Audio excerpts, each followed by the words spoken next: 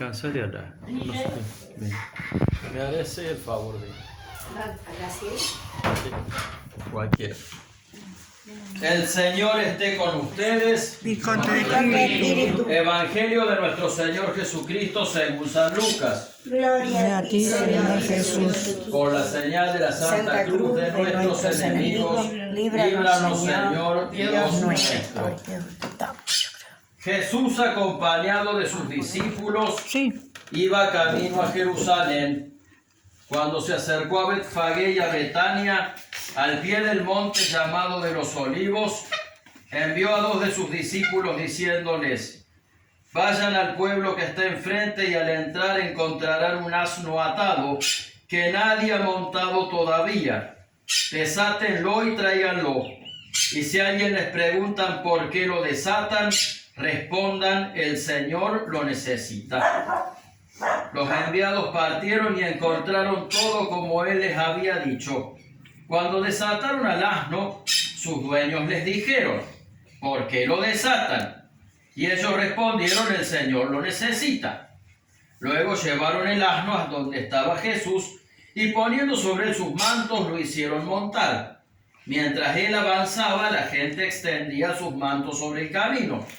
Cuando Jesús se acercaba a la pendiente del monte de los Olivos, todos los discípulos, llenos de alegría, comenzaron a alabar a Dios en alta voz por todos los milagros que habían visto.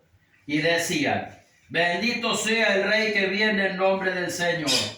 Paz en el cielo y gloria en las alturas. Algunos fariseos que se encontraban entre la multitud le dijeron: Maestro, reprende a tus discípulos. Pero él respondió: les aseguro que si ellos callan, gritarán las piedras. Palabra del Señor. Gloria a ti, Señor Jesús. Las palabras del Evangelio borren nuestros pecados. Amén. Amén. Nos sentamos.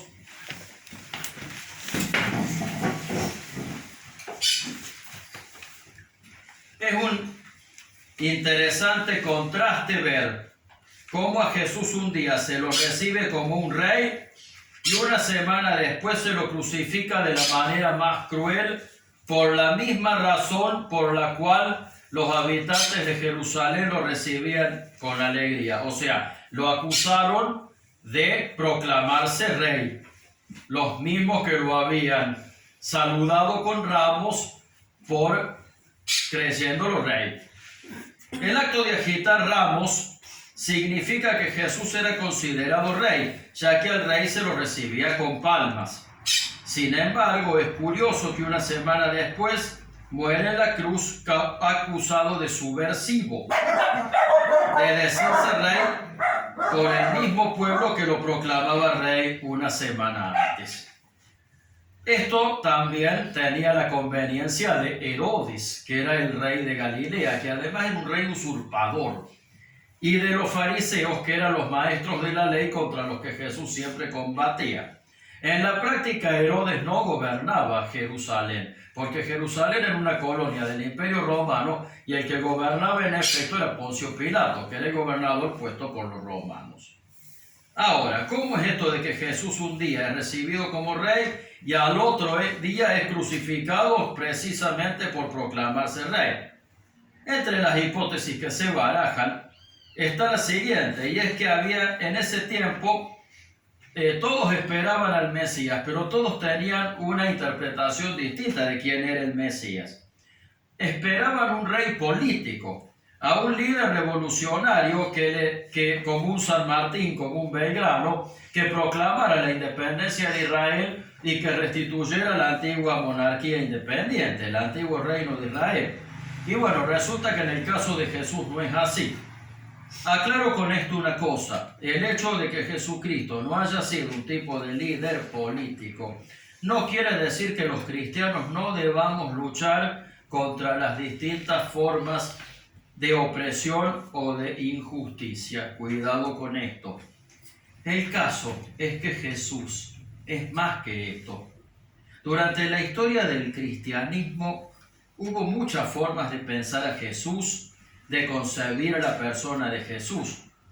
De hecho, había que creían que el camino de Jesús era algo así como un partido político. Pero también había gente que creía que seguir a Jesús se debía quedar en una relación meramente individual entre Jesús y la persona, sin tener en cuenta la comunidad y sin tener en cuenta el compromiso con el prójimo. Por ejemplo, dicen los estudiosos de la Biblia que tanto el Evangelio de San Juan como las cartas de San Juan un poco están escritas con esta intención. El Evangelio de Juan insiste mucho en que Jesús era el Hijo de Dios hecho hombre. Y esto era como para contestarle a alguna gente que decía que Jesús era solamente Dios y no hombre. Y al mismo tiempo, las cartas del apóstol Juan dicen que para amar a Dios había que amar al hermano, si no estabas mintiendo. Y eso era para contestarles a los que decían que el cristianismo era una sola práctica espiritual, sobre todo muchos gnósticos lo decían, y que no implicaba ningún compromiso con el prójimo. Cito todos estos casos para demostrar que los conceptos de Jesús han sido muchos y que probablemente los que se hayan decepcionado de Jesús esperaban que se cumplieran sus expectativas, las expectativas que ellos habían tenido acerca de Jesús. Y no podemos culpar demasiado a quienes tienen muchos conceptos de Jesús. A los cristianos de hoy en día también nos pasa. Nosotros mismos, al llamarnos amigos de Jesús, ya estamos conceptualizando a Jesús de alguna manera. Para algunos Jesús fue un líder revolucionario, para otros es un maestro ascendido, un iluminado como Buda, como Mahoma, para otros fue un gran hombre en la historia, para otros es alguien a quien se reza para pedirle favores o agradecerles cosas, para otros es un mero distribuidor de milagros. Hay gente que cree que la caridad es más importante que la oración. Me cansé, en esta Semana Santa me cansé de escuchar lamentablemente me cansé de escuchar a gente que sin saber, e incluso escuchar a curas decir el sinsentido de la abstinencia de carne cuando se notaba que ni siquiera lo han entendido. Me hubiera gustado escuchar aunque sea un sacerdote explicando el verdadero sentido de esa abstinencia, de ese ayuno.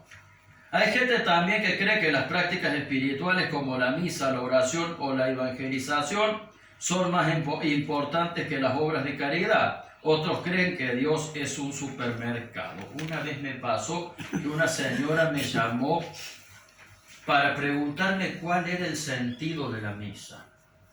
Digo yo me preparé toda una respuesta teológica para hablar de la Eucaristía, de la presencia real. No. Ella decía que la misa no tenía sentido porque todo lo que pedía en misa no se le cumplía. Entonces, hubo que explicarle que la misa no es un ritual mágico ni de brujería y que a Dios no se lo manipula. El tema es que a veces el Jesús que ponemos en el trono de nuestras vidas es un Jesús hecho a nuestra imagen y semejanza, un Jesús cosido a nuestra medida, de nuestros intereses, de nuestros esquemas, de nuestros caprichos. Y resulta que un verdadero cristianismo implica conocer al verdadero Jesús, que a lo mejor no lo vamos a terminar de conocer. Y el Evangelio nos desafía y el Evangelio nos interpela. El día que se nos caiga ese Jesús fabricado, tenemos el riesgo de perder la fe. En cambio, si nosotros buscamos a Jesús con el sincero corazón de que verdaderamente reine en nuestras vidas, ahí Jesús de nuestras vidas no se va a ir. Y nos va a pasar como los habitantes de Jerusalén, entonces, que un día lo recibimos a Jesús en el corazón y al otro día lo terminamos matando. Tener a Jesús como rey de nuestras vidas implica que nuestra vida está bajo su gobierno. E implica adorar a un Jesucristo real, no a la fantasía que yo construí en base a lo que a mí me conviene. Si yo voy a optar por darle a Jesús el trono de mi corazón, voy a tratar de hacer lo que Él diga. Y para eso es fundamental que yo me empeñe en conocer a Jesús de verdad, a través de la oración, de la Eucaristía y de la palabra. Que esos son medios para que yo me relacione de manera genuina con Él. Así la invitación es esta. La invitación de este Domingo de Ramos es esta. Poner a Jesús como Rey de mi vida, pero al Jesús real, a ese Jesús que me desafía, que me interpela, que me implica a mejorar y a cambiar. Él puede reinar en nuestras vidas para que nosotros podamos llevar una vida plena en Él y una vida que es comprometida, solidaria y fraterna con nuestros hermanos. Que este sea nuestro propósito. Amén. Amén. Bueno, nos vamos a poner de pie y vamos a recitar: creo en Dios, Padre Todopoderoso, Creador del cielo y de la tierra,